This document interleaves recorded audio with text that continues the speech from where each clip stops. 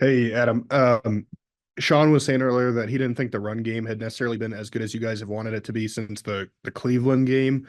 How would you assess kind of the run game performance, and how do you get it back on track to where it was earlier in the year?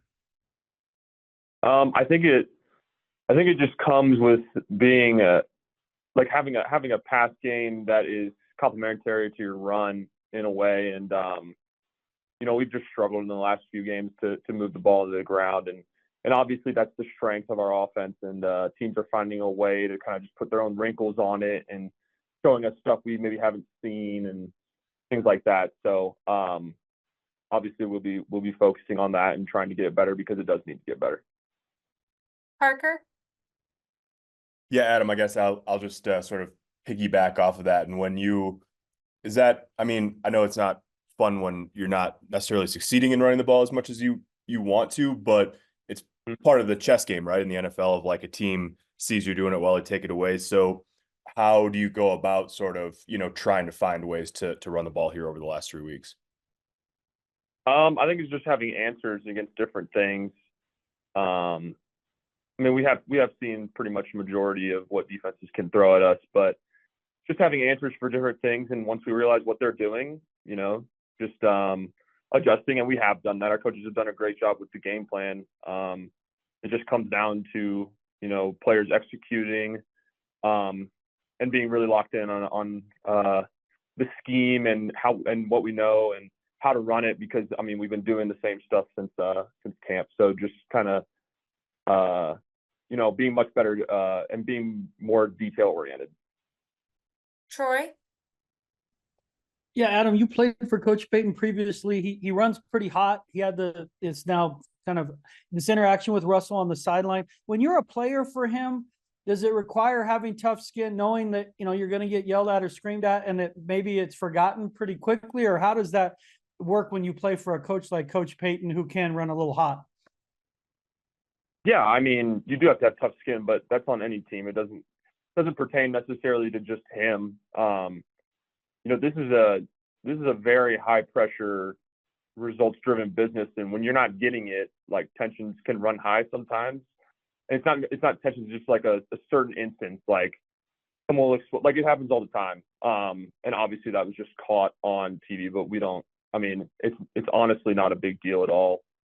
To us, obviously we were struggling on offense, and it just got heated for a second, but that's not a big deal. We forget about that stuff and it's forgotten the next day. So not worried about it at all in our building. Eric Dalala? Hey, Adam. You guys were pretty successful at home here during the 5-game winning streak, four wins. Just what do you think being back at home can do for you guys as you look to get back on track and stack wins the last couple of weeks? Yeah, I mean, it'll be nice to be stationary. Obviously, we've been on the road for the last 3 weeks, so it'll be nice to be stationary. But also, it's great. I mean, we have terrific home field advantage. Our fans are incredible, and then also, I don't know if this is used, like, the altitude is a huge deal. I think, like, having teams come here and play, I think it makes it a little more difficult. It definitely gives us an advantage. So, no, I mean, we're excited to be back home and take this thing one game at a time and keep pushing forward. Chris Thomason? Yeah. Hey, Adam, thanks for doing this call. Just what was the frustration level with what happened there at the goal line there late in the third quarter when you guys were close on McLaughlin and Williams' runs, and then Burton's touchdown was called back? I mean, that's stuff that we couldn't really necessarily control, whether they called it in or not on a few of those runs. And then obviously the penalty as well. We can't really control any of that. So obviously it was frustrating because you're that close. I mean, and just not being able to finish the drive. That's on us as players, just willing ourselves in there. But it's something we have to clean up for sure. Last question, Parker. Yeah, Adam, I guess related. I saw a stat this morning that I think the NFL's called offensive offsides maybe like 3 times more this year already than in any other year. Obviously, it's not that common.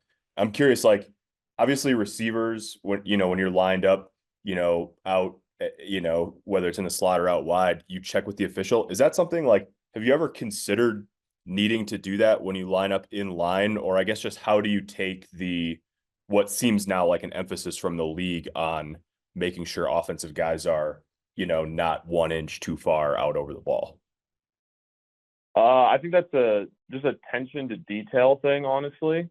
And yeah, I mean, like you said, you nailed it. Like receivers, obviously, when you're out there, you're looking at the official and pointing and checking, and they'll tell you if you're, too far up or too far back, whatever the case is. But you're not going to check as offensive linemen and tight ends when we get in a 3-point, whatever. Like we don't necessarily check. So that is something that is kind of on you to align correctly, and it's just, I mean, it's basic fundamentals, and obviously something we'll be paying attention to. Adam, thank you so much for taking the time today. Yeah, thank you.